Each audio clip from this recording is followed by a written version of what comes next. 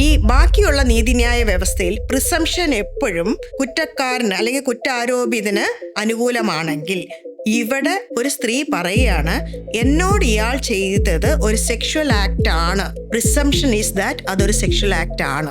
അതിനകത്ത് വേറെ തെളിവിന്റെ ആവശ്യമില്ല. ഞാനൊരു എക്സാമ്പിൾ പറയാം. ഓഫീസിൽ നിന്ന് ഒരു പാർട്ടി നടക്കായിരുന്നു. എല്ലാവരും വട്ടത്തിലിരിക്കുന്നു, കുറെ പേര് ഡാൻസ് കളിക്കുന്നു, ഹെവി മ്യൂസിക് നടക്കുന്നു. അപ്പൊ ഈ CEO നോക്കിയപ്പോ പുതുതായിട്ട് ജോയിൻ ചെയ്ത ഒരു പെൺകുട്ടി ഒരു സൈഡിൽ ഇതൊക്കെ കണ്ടിങ്ങനെ ആസ്വദിച്ച് രസിച്ചിരിക്കുകയാണ്.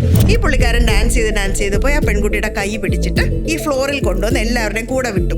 അപ്പൊ ഈ കുട്ടി ഒന്നിങ്ങനെ 2 ചുവടൊക്കെ വെച്ചിട്ട് നേരെ തിരിച്ചു പോയി അവിടെ ഇരുന്നു. ഇയാൾ തിരിച്ചു വന്ന് വീണ്ടും ആ കുട്ടിയുടെ കൈ പിടിച്ചിട്ട് കൊണ്ടുവരാൻ ശ്രമിച്ചപ്പോൾ ഈ കുട്ടി റെസിസ്റ്റ് ചെയ്തു. അപ്പൊ അയാൾ പറഞ്ഞു വരൂ.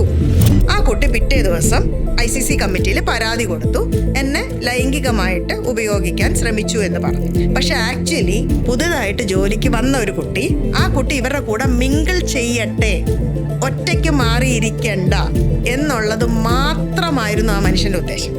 അല്ലാതെ ഇങ്ങനെ ഒരു തെറ്റിദ്ധാരണപരമായ ഒരു കാര്യം ഉണ്ടായിരുന്നില്ല. അവിടെ നമ്മൾ ചെയ്തത് ഇവർ രണ്ടുപേരെയും പരസ്പരം സംസാരിപ്പിക്കുകയായിരുന്നു. ആ കുട്ടിക്കും അത് മനസ്സിലായി.